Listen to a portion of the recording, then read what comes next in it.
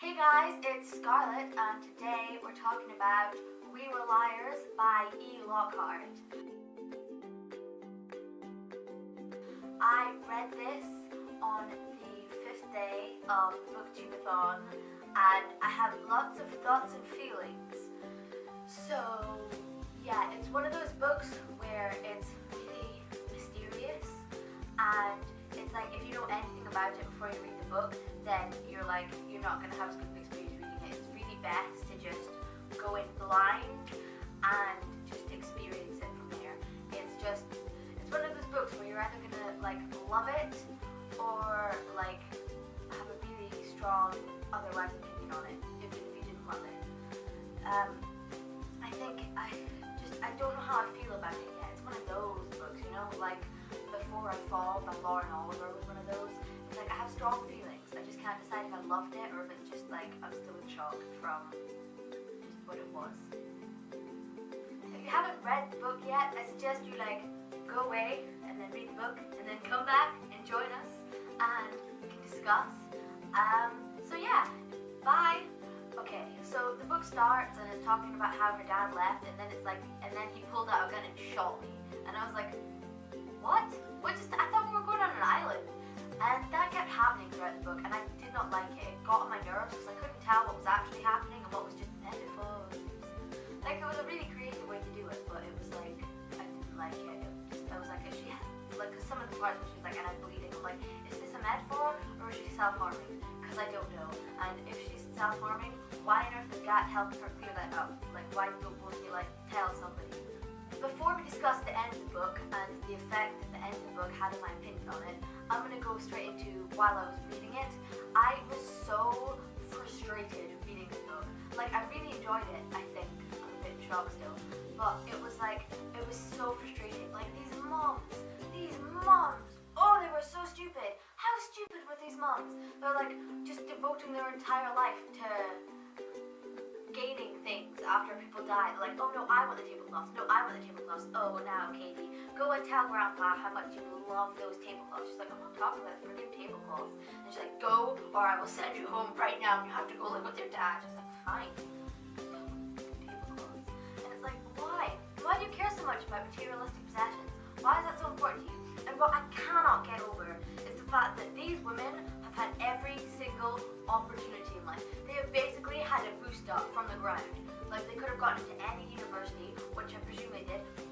They could have got positions anywhere because they have enough money to buy their way into it before earning money. And they're not working. What are they doing with their lives? Because they've had all these opportunities and they've just wasted them. They haven't worked. They're just lazy and they're just buying things for the sake of it. And it's go out and get a job, earn money. It's ridiculous that they're living off of trust fund money when they're independent women who could go and do their own independent things, and they're no, we're just gonna live off daddy's money and stay on the island in these lovely houses. And I'm waste of oxygen. Absolute waste of oxygen. No.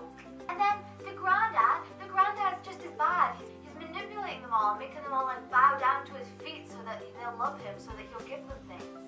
It's ridiculous. This whole family is so messed up. Oh, they were so aggravating throughout the whole book. And then it was with the liars, and then three of them, Johnny, Mirren, and Kat, were going off and doing things without Katie just because they could. And it was why are they doing that? Why won't they just include her? Oh, they were just being such dicks to her throughout the book. Now that we've read it, we get what happened. But still, I was just getting so frustrated because they're supposed to be the people she's closest with, because she's literally got nobody now after this accident, because she's just a recluse. She just doesn't do anything. And it's these are supposed to be the people she's closest with, who are her friends, and they're just going off and doing stuff without her just because they can. And I was oh, assholes. I'm a really impatient reader, and I couldn't wait to know the secrets, and they were oh, we can't tell you. And then the little kids would tell her, nobody would tell her. I was why can't I just friggin' tell her? Yeah, your auntie told you not to, but since when do kids listen to adults about things you're supposed to keep secret? Never. You never listen when an adult tells you you're not allowed to tell someone else something. You do it anyway. Always.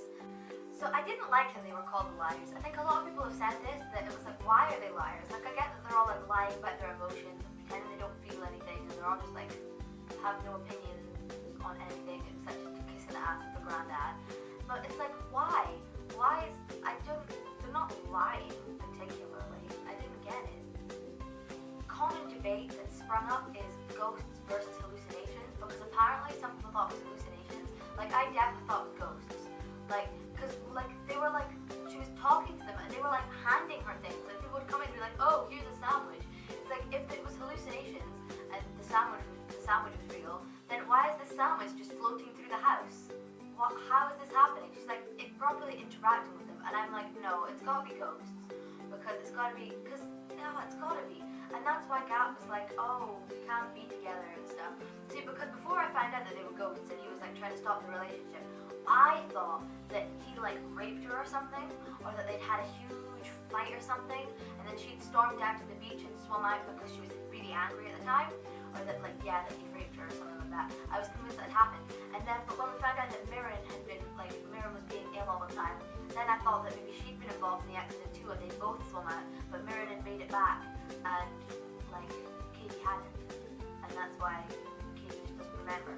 And these kids, how freaking stupid are these kids? They got drunk and were like, ooh, let's set this house on fire. Which like, I can understand why they would want to set the house on fire, but do it when you're sober. Like, on the like, gasoline, you only need to put gasoline on one floor. They would have only needed to gasoline the basement, and then like set it on fire, and then all leave via the door, and then it would have just gone off in smoke.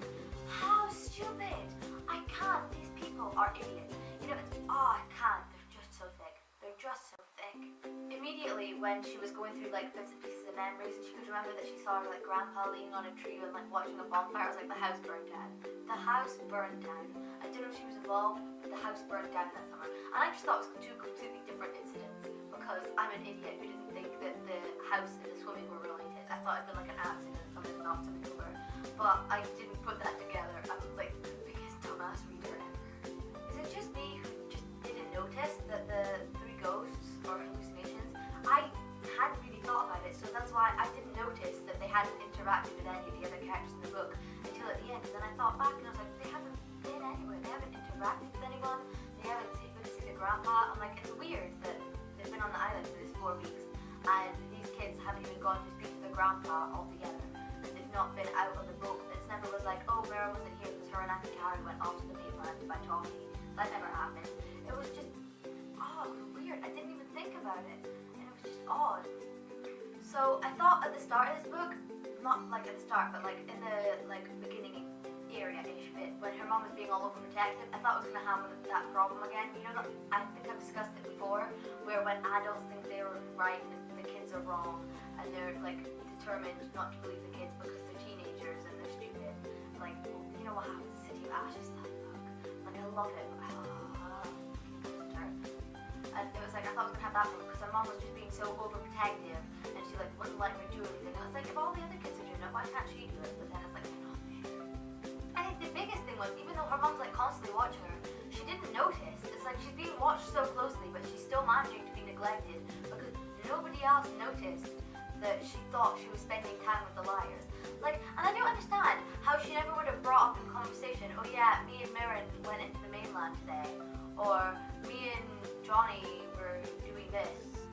Oh, it changes everything.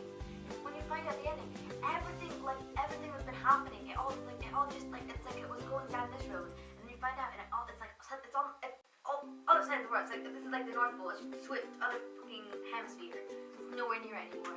And it's just everything, all the perspective just changes. It's so weird. It's so well written, and it's so short as well. Like, how can so much stuff be crammed in this one little book? And it's just, it's weird. So when we first read the sentencey bit about like what actually happened, or what Grandpa was determined to keep out the papers, that the 3 children had died, I was like, what? I was like, what? I was convinced it wasn't true. I was like, nah, it's not true. I don't want it to be true. I didn't want it to be true. I liked Mirren and Johnny and Gat. They were so cool. And then it was like, no, it's not. It's just her like having a dream or something. It's not. It's fine. And then it's like, we're dead. I was like, what? I was just in shock. I'm still in shock. I finished it last night and I'm still in shock. So yeah, those were my thoughts on We Were Liars. I'm still like, I can't. It's gonna stick in my mind for a good while, this one. So those were my thoughts on We Were Liars by E.Lockhart. I hope you enjoyed listening. Please feel free to leave your thoughts and theories as you were going through the book and things like that in the comments below. And if you want to check out my blog, that's scarlettsbookblog.com, because I'm on my own domain now, so you can check that out too. There will be a link in the description to that, my Twitter, my Goodreads, Facebook. Just follow, subscribe, choose to be friends with what you